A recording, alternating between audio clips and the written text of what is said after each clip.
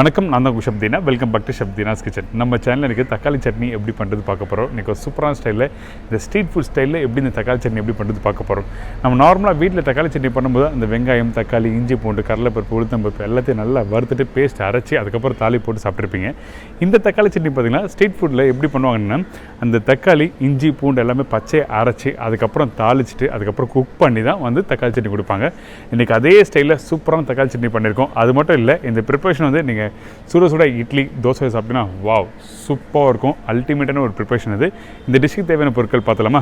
சட்னிக்கு தேவையான பொருட்கள்: மீடியம் சைஸ் தக்காளி 6 நம்பர், சின்ன வெங்காயம் 8லேருந்து 10 நம்பர், பூண்டு 5 பல்லு, இஞ்சி சிறிதளவு, பச்சை மிளகாய் 3, கருவேப்பிலை சிறிதளவு, கொத்தமல்லி சிறிதளவு, காஞ்ச மிளகாய் 5 நம்பர், உப்பு தேவையான அளவு, கடுகு 1/4 டீஸ்பூன், உளுத்தம்பருப்பு 1/4 டீஸ்பூன், நல்லெண்ணெய் 2 டேபிள் ஸ்பூன், நாட்டு சர்க்கரை சிறிதளவு. இதாங்க இந்த ப்ரிப்பரேஷன் தேவையான பொருட்கள்.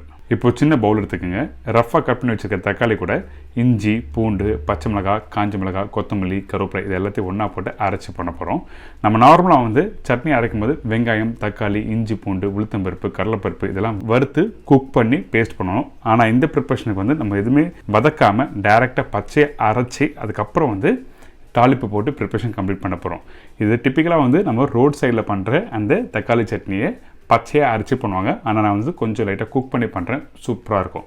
இப்போது தக்காளி போட்டிருக்கேன், பூண்டு, இஞ்சி, பச்சை மிளகாய். இந்த பச்சை மிளகாவும் காஞ்ச மிளகாவும் இதில் ஆட் பண்ணுறோம். அது வந்து என்ன கேட்டிங்கன்னா உங்களுக்கு வந்து இந்த தக்காளி காரத்துக்கு, அதாவது புளிப்புத்தன்மை ஃபஸ்ட்டு தெரியணும், அதுக்கு பிறகு இந்த கார அளவு தெரியணும். அதனால தான் உங்களுக்கு காரத்துக்கு ஏற்ற மாதிரி நீங்கள் பச்சை மிளகாய் நீங்கள் ஆட் பண்ணிக்கலாம். ஆனால் வந்து நான் 3 நம்பர் பச்சை மிளகாய் போட்டிருக்கேன்.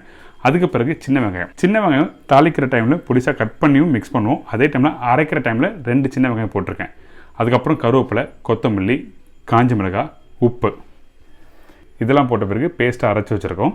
ரொம்ப ஃபைன் பேஸ்ட் வேண்டாம், கொஞ்சம் லைட்டாக குறைன்னு, அதாவது ஒரு 90% அளவுக்கு நீங்கள் லைட்டாக குறை அரைச்சி இது மாதிரி ரெடி பண்ணி வச்சுருங்க. பார்த்தீங்களா இந்த அளவுக்கு. இதுக்கு பிறகு நம்ம என்ன பண்ணோம்னா ஒரு சின்ன பாத்திரத்தில் வந்து நல்லெண்ணெய் 2 டேபிள் ஸ்பூன் ஆட் பண்ணியிருக்கேன். அதுக்கு பிறகு கடுகு நல்லா பொரிஞ்சு வர டைமில் கொஞ்சம் உளுத்தம்பருப்பு ஆட் பண்ணுங்கள். கருவேப்பிலை, சின்ன வெங்காயம். இந்த சின்ன வெங்காயம் பொடிசாக நல்லா கட் பண்ணிவிட்டு அதுக்கப்புறம் இதில் ஆட் பண்ணியிருக்கேன். அப்படி வீட்டில் சின்ன வெங்காயம்லாம் பெரிய வெங்காயம் ஆட் பண்ணலாம். ஆனால் பெரிய வெங்காயம் அதிகமாக தேவையில்லை. மீடியம் சைஸ் வெங்காயம் அதில் பாதி அளவுக்கு நீங்கள் மட்டும் போட்டால் போதும். சரிங்களா? ஸோ இதுக்கு பிறகு வந்து வெங்காயத்தில் லைட்டாக வதங்கி வர டைமில் கொஞ்சம் காஞ்ச மிளகாய் ஆட் பண்ணுறோம். காஞ்ச மிளகாய் உடச்சி போட வேண்டாம் இந்த இடத்துல. ஏன் கேட்டிங்கன்னா உங்களுக்கு வந்து ஆல்ரெடி வந்து காரத்துக்கு வந்து பச்சை மிளகாய், காஞ்ச மிளகாய் வந்து தக்காளியோட போட்டு நல்லா அரைச்சிருக்கோம். அதில் புளிப்புத்தன்மை, காரத்தன்மை நல்லாயிருக்கும். அதனால் வந்து இதில் உடச்சி போட்டிங்கன்னா உங்களுக்கு வந்து காரம் இன்னும் அதிகமாகும்.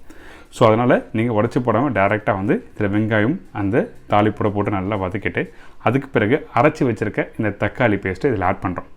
இந்த டைமில் நம்ம என்ன பண்ணோம், 1 கிளாஸ் அளவு, அதாவது 1 கிளாஸில் 1 கப் அளவுக்கு வந்து நீங்கள் தண்ணி ஆட் பண்ணிவிட்டு இதை நல்லா குக் பண்ணுறீங்க. அந்த பச்சை வாசனை, அந்த இஞ்சி, பூண்டு, பச்சை மிளகாய் நல்லா வெந்து வரணும். அதே டைமில் நல்லா பச்சை வாசனை போன பிறகு தான் இந்த ப்ரிப்பரேஷனை எடுத்து சூடாக இட்லி, தோசையோட கொடுத்திங்கன்னா சூப்பராக இருக்கும்.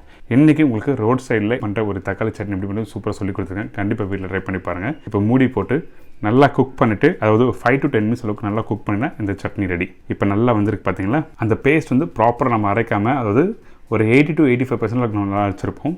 இந்த தக்காளி, பச்சை மிளகாய், அதுக்கப்புறம் வந்து காஞ்ச மிளகாய், அதுக்கப்புறம் வெங்காயம் இதெல்லாம் வந்து கொஞ்சம் லைட்டாக ரஃப்பாக அரைச்சனால தெரிய வரும். நீங்கள் இதோட கொஞ்சம் அந்த செமி கிரேவியாக இருக்கும்போது நீங்கள் எடுத்து சர்வ் பண்ணால் சூப்பராக இருக்கும். இந்த டைமில் கொஞ்சோண்டு நாட்டு சக்கரை ஆட் பண்ணுறோம். இந்த நாட்டு சக்கரை எதுக்காக ஆட் பண்ணுறேன்னா, உங்களுக்கு வந்து புளிப்புத்தன்மை அதிகமாக இருந்ததுன்னா அந்த டைமில் கொஞ்சோண்டு நாட்டு சக்கரை போட்டால் உங்களுக்கு வந்து அந்த புளிப்பு அளவு தெரியாது. ஸோ அதனால தான் நாட்டு சக்கரை ஆட் பண்ணுறோம். பார்த்தீங்களா, ரெடி ஆகிடுச்சு. இன்றைக்கி ஒரு சூப்பரான ஸ்டைலில் ரோட் சைடில் பண்ணுற அந்த தக்காளி சட்னி எப்படி பண்ணி சொல்லி கொடுத்துருக்கேன். கண்டிப்பாக வீட்டில் ட்ரை பண்ணி பாருங்கள்.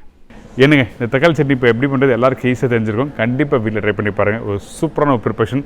அது மட்டும் இல்லை, வீட்டில் யாராவது கெஸ்ட்டு வந்தாலும் உடனே ஒரு 5 நிமிஷத்தில் பண்ணணும்னு வச்சுக்கலாம். இந்த ப்ரிப்பரேஷன் வீட்டில் ட்ரை பண்ணி பாருங்கள். ஒரு ஃபேன்டாஸ்டிக்கான ஒரு ப்ரிப்பரேஷன். இதே மாதிரி நாளைக்கு இன்னும் சூப்பரான டிஷ்ஷை சந்திக்கிறேன். நன்றி, வணக்கம்.